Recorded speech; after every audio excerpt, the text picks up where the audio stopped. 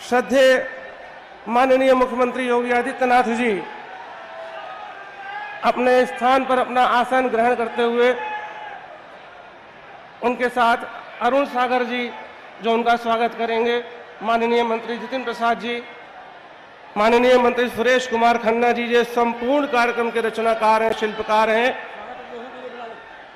मैं इस जनपद के लोकप्रिय सांसद श्री अरुण कुमार सागर जी से अनुरोध करता हूं कि वो अपने ज्ञान के सागर में से कुछ मोतियां निकालकर अपने शब्दों रूपी मोती से माननीय मुख्यमंत्री महोदय का हार्दिक स्वागत करें, इस नगरी में उनका अभिनंदन करें। एक भगवान श्री परशुराम की इस आध्यात्मिक नगरी में संत मुख्यमंत्री का आगमन हुआ है। शांति के प्रतीक भगवान बुद्ध की प्रतिमा ठाकुर रोशन सिंह का भी ये क्षेत्र है। एक गीता भी आपको प्रदान की जा रही है। जिला अध्यक्ष हरिप्रकाश शर्मा जी ने अंग वस्त्र प्रस्तुत किया। श्री अरुण कुमार सागर जी से मेरा अनुरोध है, कृपया वो स्वागत उद्बोधन प्रस्तुत करें। माननीय मुख्यमंत्री जी के स्वागत के लिए अरुण कुमार सागर जी आमंत्रित हैं। बोलिए।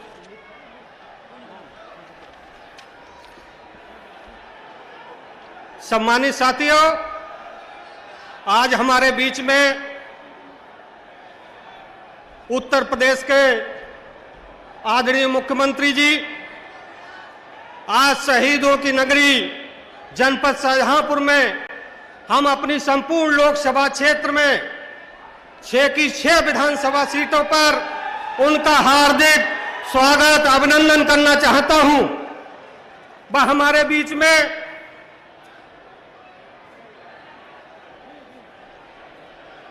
आज के बहुत ही सम्मानित साथी और उत्तर प्रदेश सरकार में कैबिनेट मंत्री और जनपद शाहजहांपुर के जन जन के नेता, उनकी पहचान उत्तर प्रदेश से लगाकर पूरे हिंदुस्तान में है। ऐसे हमारे बहुत ही सम्मानित साथी कैबिनेट मंत्री आदरणीय जितिन प्रसाद जी, वह हमारे बीच में बहुत ही लोकप्रिय विधायक आदरणीय रोशन लाल वर्मा जी तिलहर से, हमारे दूसरे लोकप्रिय विधायक कटरा से आदरणीय वीर विक्रम सिंह जी, वह हमारे भारतीय जनता पार्टी के क्षेत्रीय अध्यक्ष, हम सबके मार्गदर्शक आदरणीय रजनीकांत महसूरी जी, वह हमारे इस नगर पालिका परिषद के चेयरमैन आदरणीय मुनेन्द्र गुप्ता जी, वह हमारे बीच में पूर्व में विधायक रहे आदरणीय श्री नीरज मौर्य जी, इस जलालाबाद ब्लॉक की ब्लॉक प्रमुख श्रीमती लता सिंह जी, वह हमारे बीच में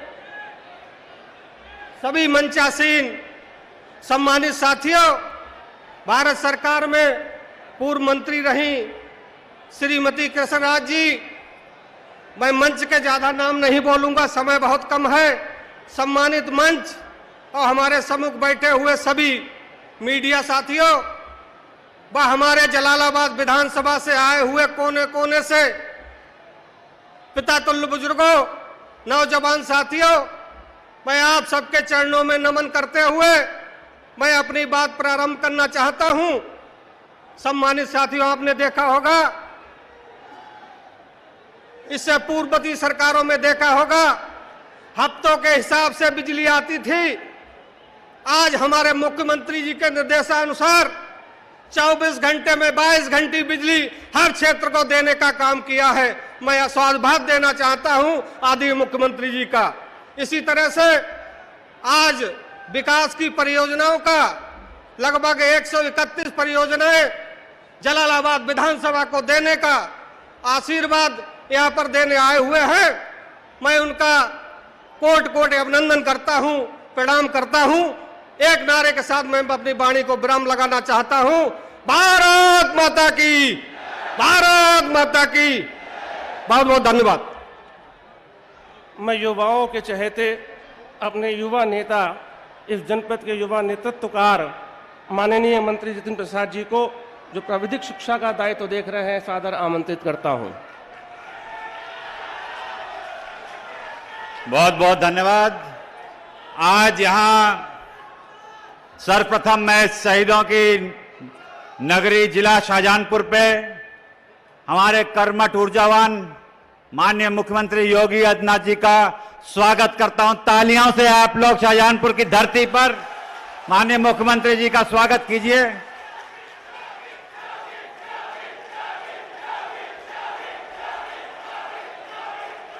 यहां उपस्थित सांसद जी अरुण सागर जी, श्रीमती कृष्णा राज जी, पूर्व मंत्री, हमारे जुझारू पार्टी के अध्यक्ष हरिप्रकाश वर्मा जी, माननीय विधायक रोशनलाल वर्मा जी, वीर विक्रम सिंह जी, पूर्व विधायक नीरज मौर्य जी, सभी सम्मानित लोग, आज ये परशुराम नगरी में माननीय मुख्यमंत्री जी का आगमन हुआ है।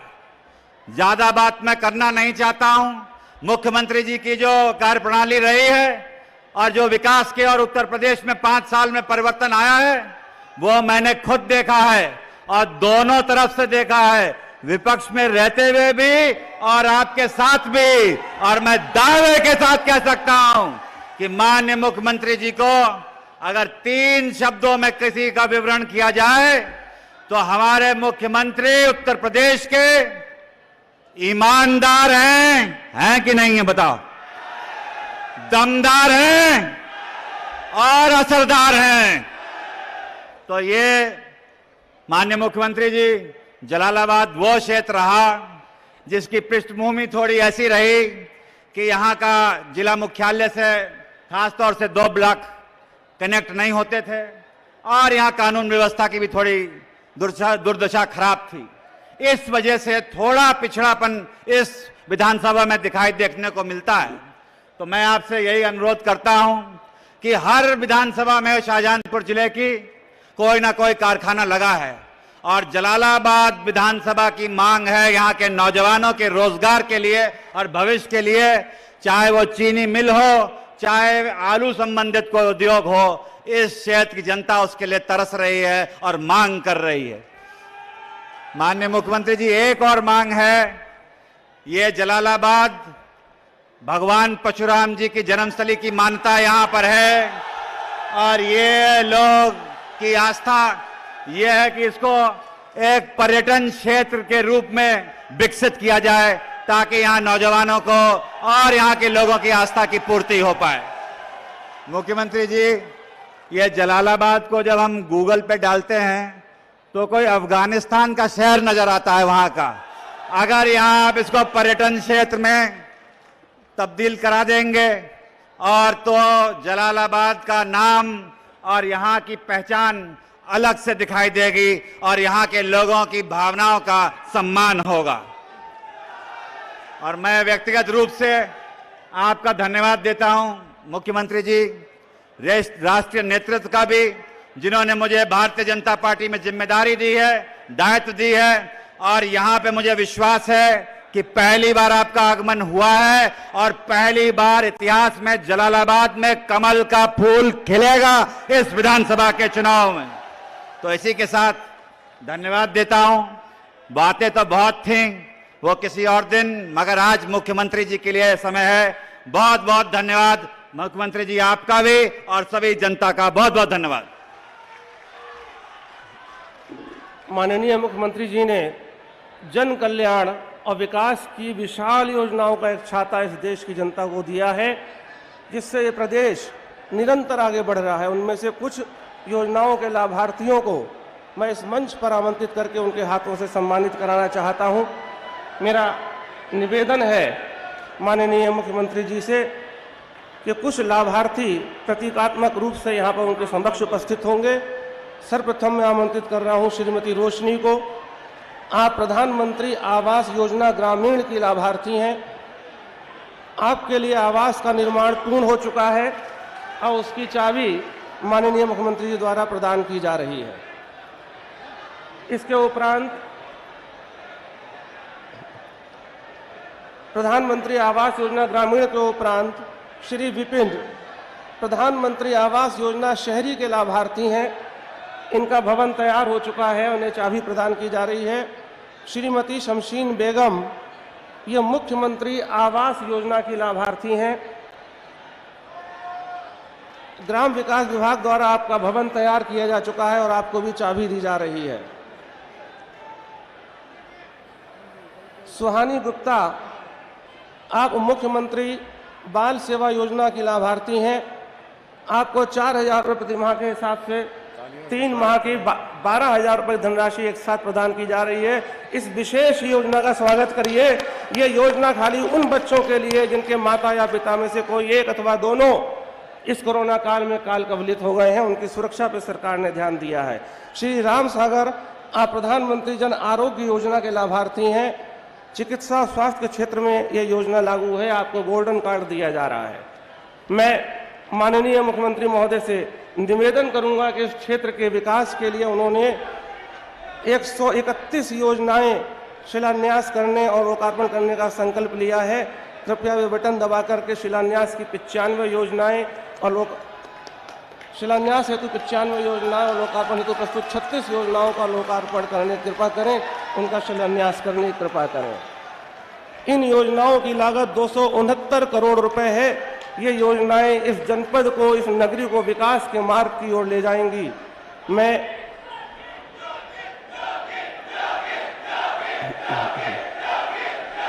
ये देश साधु संतों का देश है। ये उत्तर प्रदेश का गौरव है कि उन्हें एक संत के रूप में मुख्यमंत्री मिला है, जो धर्म के आधार पर काम कर रहा है, न्यायप्रियता के आधार पर काम कर रहा है और लोगों के बीच, युवाओं के बीच उनकी लोकप्रियता बताती है कि एक बार पुनः योगी चाहिए।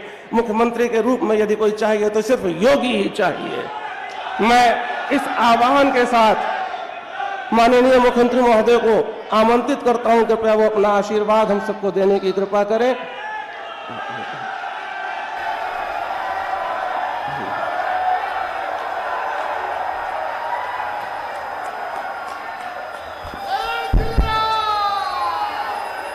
भारत माता की, भारत माता की, भारत माता की। वंदे वंदे वंदे। उत्तर प्रदेश सरकार में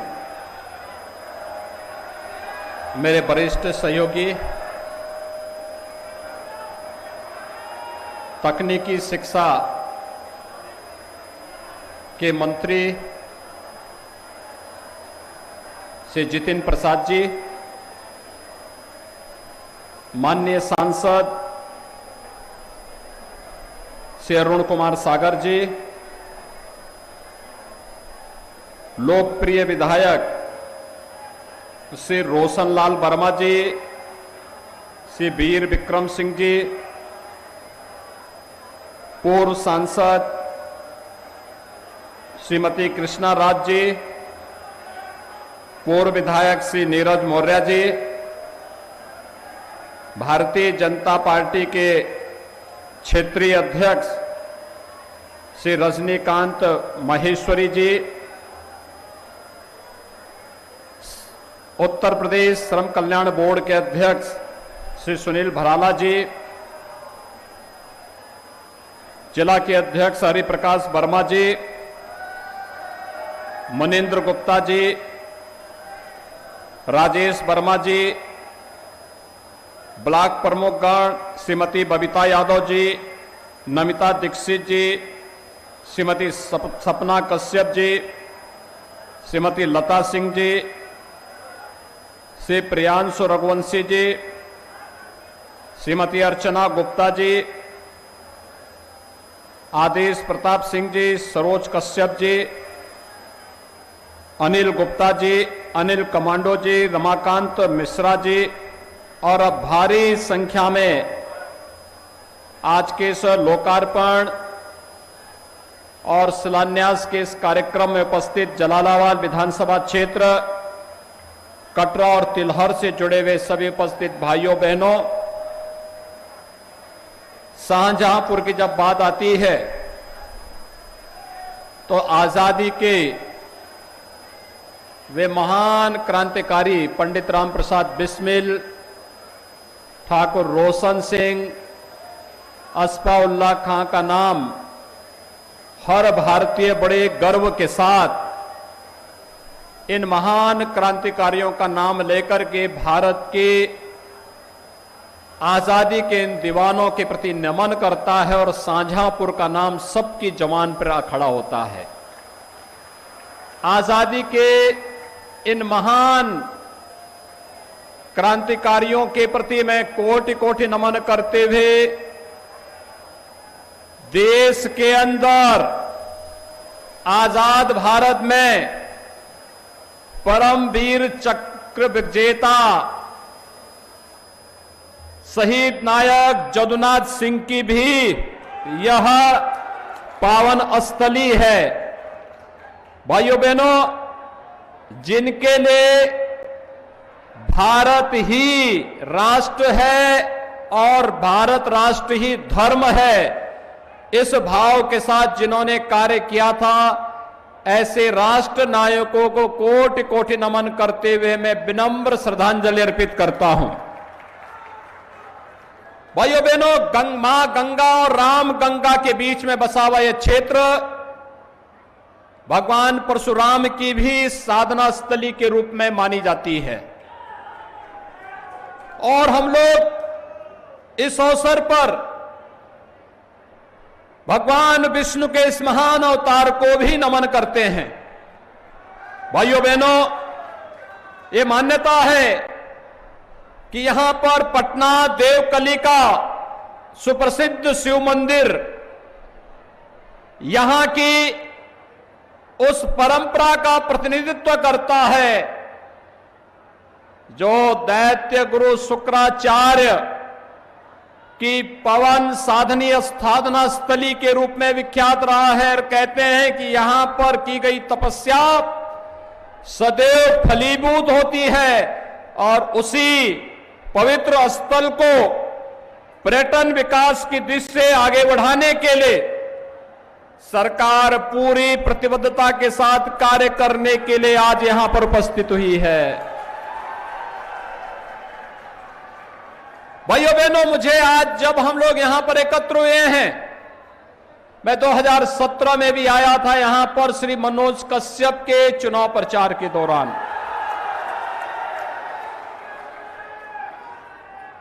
आज वे हमारे बीच में नहीं हैं, लेकिन उनका जो जारूपन, उनका तेवर समाज के वंचितों के लिए, दबे कुचले लोगों के लिए उनका संघर्ष सदैव याद किया जाएगा। मैं इस अवसर पर स्वर्गीय श्री मनोज कश्यप को विनम्र श्रद्धांजलि अर्पित करता हूं। भाइयों बहनों, आज मुझे यहां पर लगभग 270 करोड़ रुपए की लागत से 131 करोड़ रुपए की जलालाबाद, कटरा और तिलहर विधानसभा क्षेत्र की परियोजनाओं के लोकार्पण और शिलान्यास का अवसर अपने माननीय सांसद, प्रदेश सरकार के मंत्री और माननीय विधायकों की उपस्थिति में करने का सौभाग्य प्राप्त हुआ है। मैं इसके लिए इन तीनों विधानसभा क्षेत्र से जुड़े हुए सभी नागरिकों को, आप सभी भाइयों बहनों को मैं हृदय से बधाई देता हूं। आप सबके प्रति मैं अपनी शुभकामनाएं भी देता हूं। जो योजनाएं पूरी हो चुकी हैं, इसकी बधाई।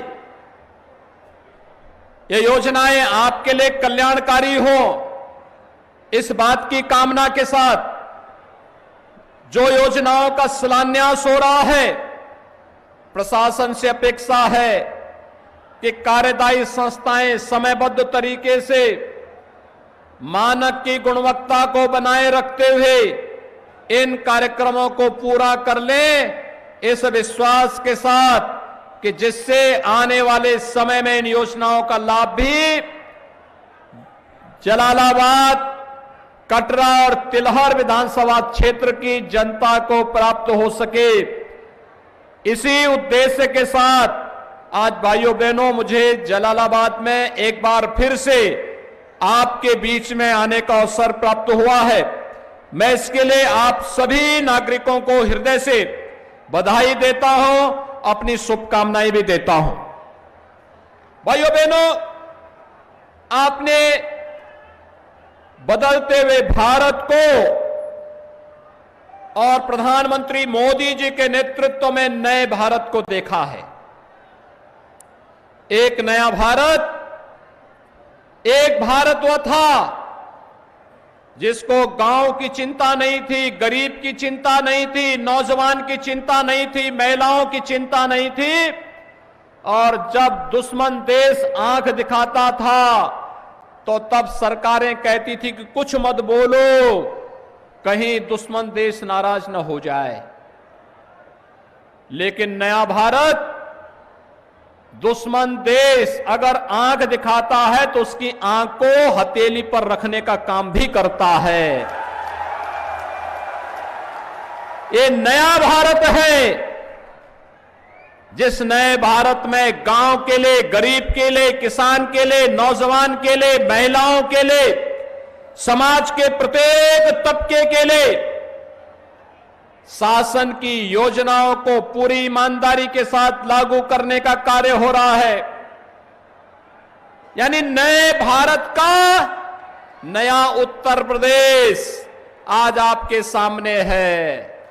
ये नए भारत के इस नए उत्तर प्रदेश के साथ आप सबका आह्वान करने के लिए मैं आपके बीच आया हूं। भाइयों बहनों, 2017 के पहले उत्तर प्रदेश में क्या होता था? 2017 के पहले उत्तर प्रदेश में 2017 के पहले उत्तर प्रदेश में कोई पर्व और त्योहार शांतिपूर्ण तरीके से आप नहीं मना सकते थे। पर्व और त्योहार आते थे, दंगे शुरू हो जाते थे, शासन प्रशासन के फरमान जारी हो जाते थे। होली 12 बजे के बाद नहीं खेलोगे, दीपावली रात्रि को 9 बजे के बाद आतिशबाजी नहीं करोगे, सावन के महीने में कावड़ यात्रा नहीं निकालोगे। यही तो होता था। जन्माष्टमी के अवसर पर कहा जाता था कि जन्माष्टमी के अवसर पर थानों में, जेलों में जन्माष्टमी का उत्सव नहीं होगा। और अयोध्या जाने में तो लोग ऐसे घबराते थे जैसे कि अयोध्या जाने से न जाने क्या हो जाएगा। लेकिन आज आपने देखा होगा पर्व और त्योहार कितने शांतिपूर्ण तरीके से संपन्न हो रहे हैं। कोई दंगा नहीं। 4.5 वर्ष में कोई दंगा देखा? कोई दंगा नहीं। प्रदेश के अंदर 4.5 वर्ष के अंदर आपने देखा होगा कोई आतंकी वारदात भी नहीं। बड़े बड़े आयोजन हुए, प्रयागराज में कुंभ हुआ, लोकसभा का चुनाव हुआ, अभी हाल ही में पंचायत चुनाव हुए। मैं देख रहा था हमारे सभी ब्लॉक प्रमुखगण आए हैं, जिला पंचायत के अध्यक्ष आए हैं। आपने भारतीय जनता पार्टी को जिला पंचायत अध्यक्ष और तमाम ब्लॉक प्रमुख जितवाए हैं, इसके लिए मैं आप सबको बधाई देता हूं और धन्यवाद भी देता हूं। लेकिन भाइयों बहनों, बड़े से बड़े आयोजन हो रहे हैं, कोई दंगा नहीं, कोई फसाद नहीं, कोई कर्फ्यू नहीं, कोई रोक नहीं। आप दीपावली मनाइए, आनंद के साथ मनाइए, आप होली मनाइए, आनंद के साथ मनाइए, पर्व और त्योहार आनंद के साथ मनाइए। और कावड़ यात्रा में भी शानदार तरीके से भगवान शिव का भजन गाते हुए कावड़ यात्रा भी निकालिए, कोई रोक टोक नहीं, कोई कर्फ्यू नहीं, कोई फरमान नहीं। और आपकी आस्था के सामने अब तो कोरोना भी पस्त हो गया है। कोरोना ने दुनिया को पस्त किया, आपकी आस्था और आपकी उमंग ने कोरोना को पस्त कर दिया। और इसलिए भाइयों बहनों, क्योंकि सरकार का पहले दिन से था, एक ही संकल्प था, अपराध और अपराधियों के प्रति जीरो टॉलरेंस की नीति के तहत कार्य करेंगे।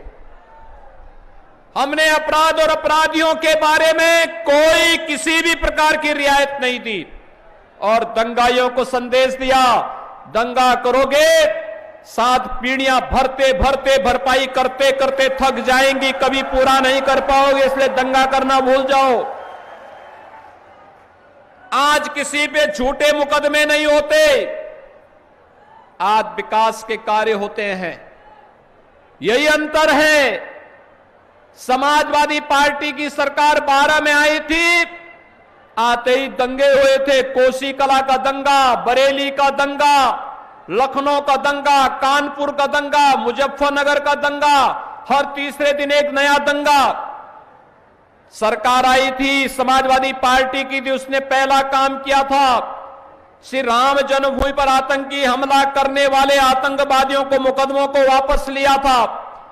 लेकिन भाइयों बहनों, हमारी सरकार जब 2017 में आई, हमने सबसे पहला काम किया, बहन और बेटियों की सुरक्षा के लिए एंटी रोमियो स्क्वाड का गठन किया। हमने पहला काम किया, किसानों का कर्ज माफ किया। 86 लाख किसानों का 36,000 करोड़ रुपए का कर्ज माफ किया।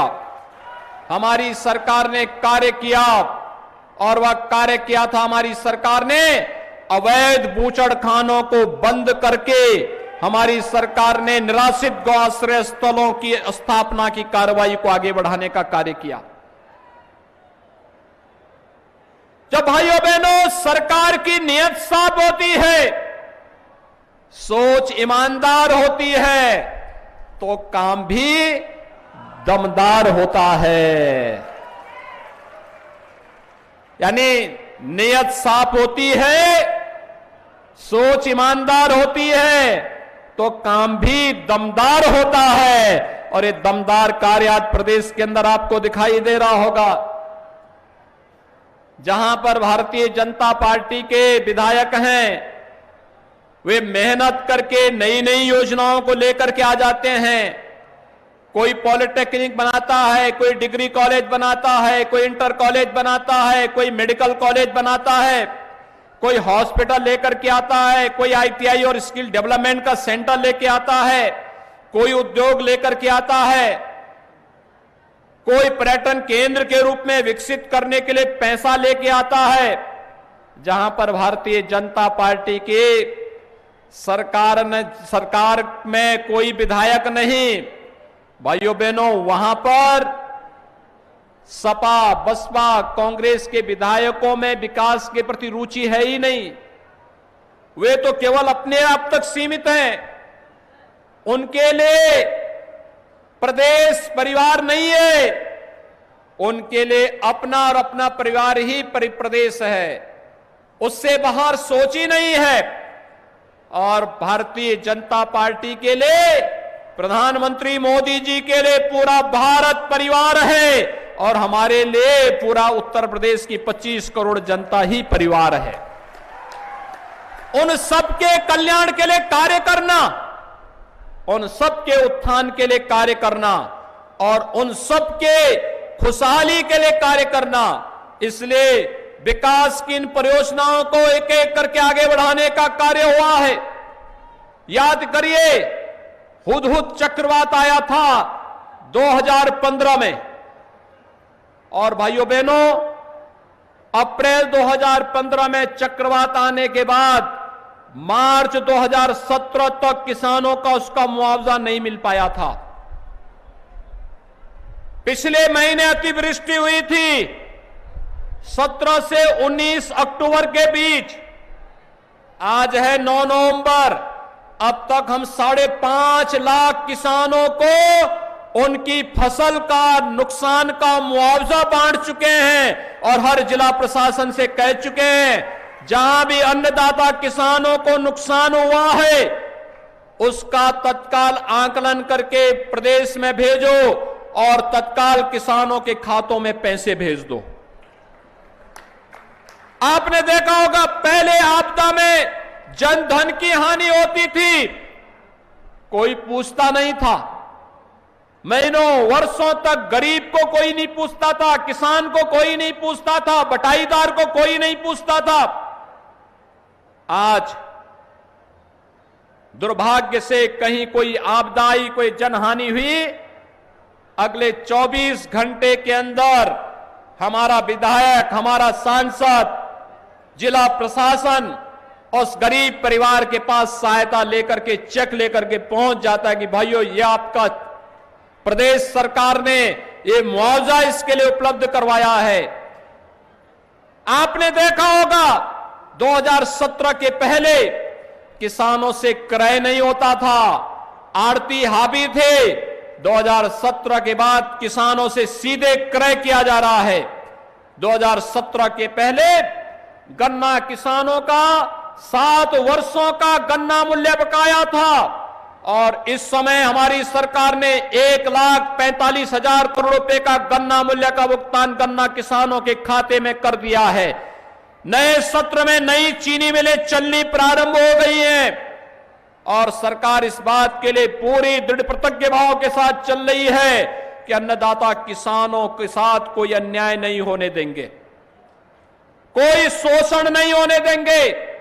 धान क्रय केंद्रों को तेजी के साथ विगत वर्ष की तुलना में ज्यादा क्रय केंद्र बनाने के लिए कहा गया है और स्पष्ट चेतावनी दी गई है कि अगर किसान की कोई शिकायत आई तो फिर उस समय जवाबदेही तय करेंगे जो भी जिम्मेदार होगा। पहले नौजवानों के लिए नौकरी के लिए कोई सरकारी नौकरी निकलती थी, एक खानदान वसूली के लिए निकल पड़ता था और उस खानदान में तो महाभारत के सभी रिश्ते थे, काका भी थे, चाचा भी थे, नाना भी थे, मामा भी थे, भांजे भी थे, भतीजे भी थे, बबुआ भी था और बुआ भी थी। ये सभी रिश्ते थे और वे सब वसूली के लिए निकल पड़ते थे। एक गरीब बेचारा जिंदगी भर की कमाई का पैसा बेटे की नौकरी के लिए देता था, न्यायालय स्टे कर देता था, पैसा भी गया, नौकरी भी नहीं मिली। लेकिन 4.5 वर्ष के दौरान भाइयों बहनों उत्तर प्रदेश के 4.5 लाख नौजवानों को सरकारी नौकरी हमारी सरकार ने दिया है। आप अपने अगल बगल देख रहे होंगे जितनी महिला आरक्षी भर्ती है ना, ये सभी 2017 के बाद ज्यादातर भर्ती हुई है और ये तब भर्ती हुई है जब हम लोगों ने कहा कि कम से कम 20% महिलाएं और बालिकाएं भर्ती होनी चाहिए जो कम से कम मजनुओं को ठीक तो कर सकेंगी। और आज आप देख रहे होंगे मिशन शक्ति के फेज 3 में इनके द्वारा बेहतरीन कार्य किया जा रहा है। विकास की सोच, रोजगार और नौकरी की सोच, हर जनपद में बिजली समान रूप से देने का कार्य हो रहा है। नहीं तो रोशन लाल वर्मा परेशान हो जाते थे कि बिजली ही नहीं मिल रही है, नहीं तो वीर विक्रम सिंह परेशान होते थे। मुझे याद है जब वीर विक्रम सिंह ने कटरा विधानसभा क्षेत्र में महान क्रांतिकारी ठाकुर रोशन सिंह के गांव में एक ब्रिज, एक पेंटोन ब्रिज बनाने के लिए कहा। उनका प्रश्न विधानसभा में आया, मैंने प्रश्न देखा, मैंने खन्ना जी को बुलाया, मैंने कहा इस विधायक को बुलाओ। आए सामने, मैंने कहा आपने पेंटोन ब्रिज की बात क्यों की, आपने पक्का पुल बनाने की बात क्यों नहीं की? तो उन्होंने कहा साहब हम तो पक्का ही पुल चाहते हैं, लेकिन हमें मालूम था पिछली सरकारें नहीं देती थी तो इसलिए हमको यही था। मैंने कहा पक्का पुल भी बनाओ और महान क्रांतिकारी ठाकुर रोशन सिंह के गांव में विद्यालय भी बनाओ और मैं स्वयं ही वहां आऊंगा। मैं स्वयं गया था वहां और वहां के गांव के लोगों ने फ्री में जमीन दी विद्यालय के लिए, जहां पर अपने महापुरुषों के प्रति भाव हो वहां के विकास को कोई ताकत रोक नहीं सकती है। और भाइयों बहनों, आज मैं आपसे यही कहने के लिए आया हूं, हमने बेहतर कानून व्यवस्था की स्थिति दी, आज उत्तर प्रदेश हर एक क्षेत्र में अग्रणी स्थान रख रहा है। 2017 के पहले उत्तर प्रदेश को माना जाता था कि देश के विकास में बाधक है, ये माना जाता था कि ये कोई कार्य नहीं करेंगे, यहां केवल दंगे होते हैं। 2017 के बाद दंगे तो बंद हो गए, लेकिन केंद्र सरकार की हर योजना में उत्तर प्रदेश नंबर 1 स्थान पर आ गया।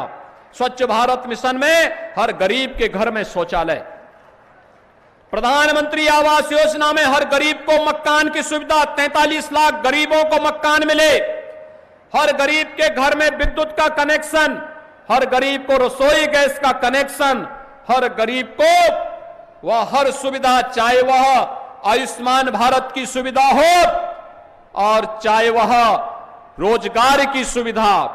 उत्तर प्रदेश देश के अंदर अग्रणी स्थान इस समय रख रहा है। 1,61,00,000 नौजवानों को हमने रोजगार की सुविधा दी और एक जनपद एक उत्पाद योजना के माध्यम से भाइयों बहनों हर प्रदेश के हस्तशिल्पी कारीगरों को एक जनपद एक उत्पाद और विश्वकर्मा श्रम सम्मान के माध्यम से 60 लाख उद्यमियों को रोजगार और स्वतः रोजगार के साथ जोड़ने का भी कार्य प्रदेश के अंदर हुआ है। और इसीलिए आज हम सब आपके पास आए हैं आपसे कहने के लिए, एक तरफ बिना भेदभाव के विकास की योजनाओं का लाभ हर गांव को, हर गरीब को, हर किसान को, हर नौजवान को, हर महिला को देने के लिए कार्य करने वाली भारतीय जनता पार्टी नेतृत्व की सरकार है। और उससे पहले स्वयं के विकास के लिए कार्य करने वाली सरकार। भाइयों बहनों, अंतर यही है, 2017 के पहले इन योजनाओं का लाभ किसी गरीब को नहीं मिलता था, किसी किसान को नहीं, किसी नौजवान को नहीं, किसी महिला को नहीं मिलता था। इसका लाभ एक खानदान ले जाता था। 2017 के पहले अयोध्या में दीपोत्सव नहीं होता था, सेपई में नाच गानों का कार्यक्रम होता था। आज अयोध्या में दीपोत्सव का कार्यक्रम होता है। भगवान राम के 14 वर्ष के वनवास के उपरांत अयोध्या आगमन की स्मृति में पूरे देश के अंदर दीपावली का कार्यक्रम कैसे होना चाहिए, अयोध्या उसका साक्षी बनता है। हर भारतवासी गौरव की अनुभूति करता है। पहले प्रदेश में दंगे होते थे, आज दंगे नहीं होते। पहले माफिया सत्ता का सरपरस्त बनकर के गरीबों का जीना हराम करता था, आज उन पेशेवर अपराधियों और माफियाओं की अवैध कमाई पर सरकार का बुलडोजर जब उनकी छाती से होकर के गुजरता है तो उनकी आने वाली पीढ़ी भी कहती है, गले में तख्ती लटका करके चलते हुए कहती है कि आगे से ऐसे अपराध नहीं करेंगे, जान बख्श दो।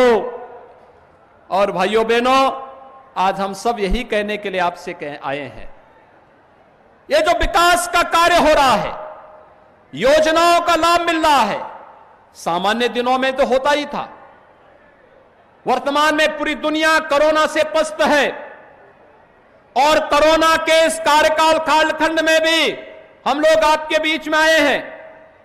हमें आभार व्यक्त करना चाहिए प्रधानमंत्री मोदी जी का। उन्होंने कोरोना कालखंड में फ्री में टेस्ट, फ्री में उपचार, फ्री में अन्न योजना का लाभ और फ्री में मुफ्त में वैक्सीन, सबको वैक्सीन का लाभ दिया। आज उत्तर प्रदेश 13.5 करोड़ लोगों को वैक्सीन की डोज दे चुका होगा। ये वैक्सीन, कितने लोगों ने वैक्सीन लगाई है? वाह भाई, काफी बड़ी संख्या में लगा दी आप तो। मैं आपका अभिनंदन करता हूं और आपसे अपील करता हूं, जिन लोगों ने अभी तक वैक्सीन नहीं लिया है, एक तो उसको प्रेरित करिए, वैक्सीन जरूर ले ले, फ्री में वैक्सीन है। दूसरा, जिन लोगों ने पहली डोज ली है वे दूसरा डोज भी जरूर ले ले। यह सुरक्षा कवच है कोरोना महामारी से बचाव के लिए। प्रधानमंत्री मोदी जी ने 2020 में 7 महीने तक, 2021 में 8 महीने तक फ्री में राशन दिया है। होली से दीपावली तक मोदी जी ने राशन दिया है और हमारी सरकार ने तय किया है दीपावली से होली तक हम भी फ्री में राशन देंगे प्रदेश के अंदर। अंत्योदय कार्ड धारक 35 किलो खाद्यान्न में गेहूं और चावल मिलेगा, 35 किलो मिलेगा।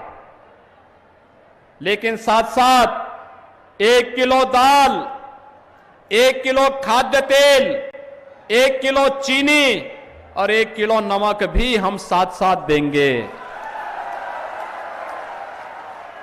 पात्र गृहस्थी के जितने परिवार हैं उन सभी को हर यूनिट पर, अगर एक परिवार में 8 लोग हैं तो उस परिवार को 40 किलो खाद्यान्न, 5 लोग हैं तो 25 किलो खाद्यान्न हर महीने मिलेगा।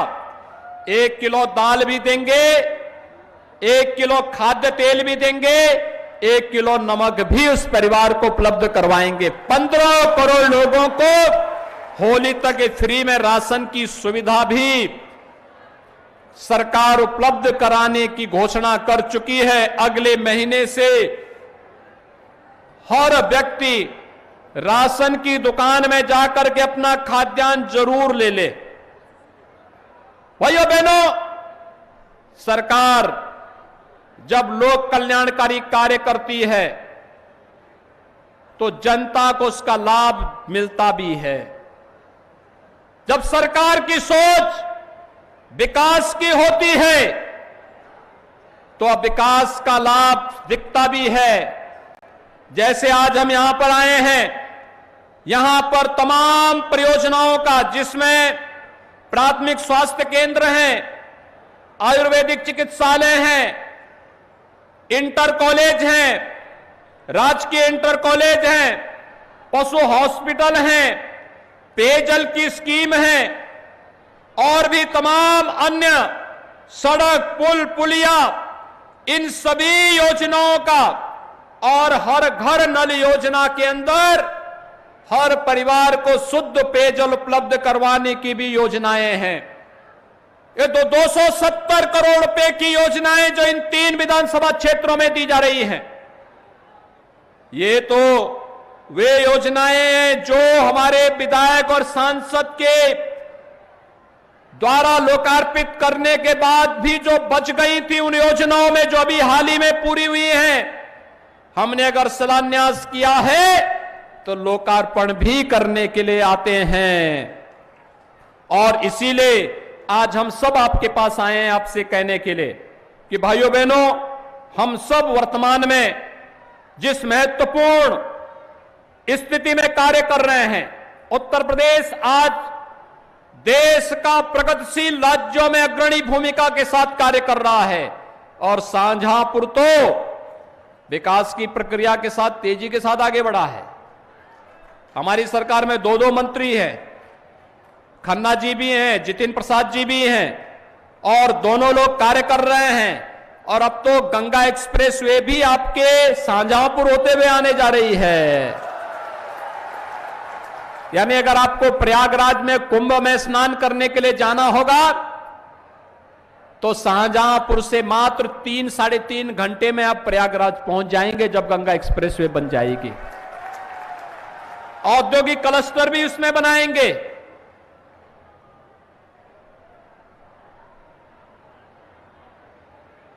हमारे तिलहर से विधायक रोशनलाल जी कह रहे थे प्रयागराज में रहूंगा। मैंने कहा प्रयागराज आपके पास स्वयं आ जाएगा, गंगा एक्सप्रेसवे को थोड़ा बनने दीजिए।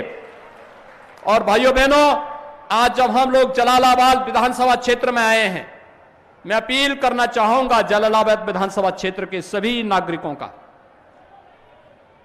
2017 में अगर भारतीय जनता पार्टी यहां से जीती होती तो जो काम तिलहर में हो रहा है, जो काम कटरा में हो रहा है, जो कार्य शाहजहांपुर में हो रहा है, वह सब कार्यों का लाभ जलालाबाद में भी इन विधायकों के प्रयास से यहां भी देखने को मिलता।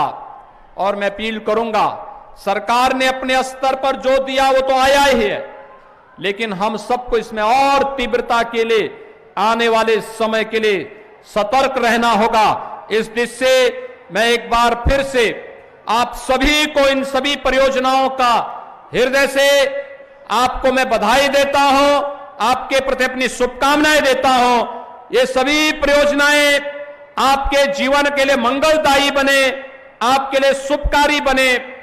शाहजहांपुर वासियों के लिए ये सभी योजनाएं खुशहाली का कारक बने, इस विश्वास के साथ इन सभी परियोजनाओं को आप सभी को समर्पित करते मुझे हार्दिक प्रसन्नता की अनुभूति हो रही है।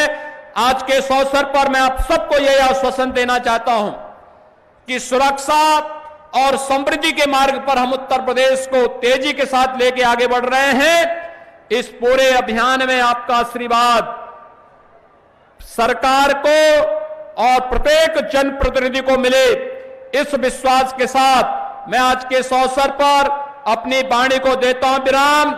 आप सबको मैं इन सभी पर्व और त्योहारों की बधाई भी देता हूं, शुभकामनाएं भी देता हूं। अपनी वाणी को यहीं पर देता हूं विराम। जय जय श्री राम। माननीय मुख्यमंत्री जी के उद्बोधन के उपरांत मैं श्री रजनीकांत माहेश्वरी जी को आभार ज्ञापित करने हेतु आमंत्रित करता हूं। क्षेत्रीय अध्यक्ष ब्रजपांत श्री माननीय रजनीकांत माहेश्वरी जी आभार ज्ञापित करेंगे।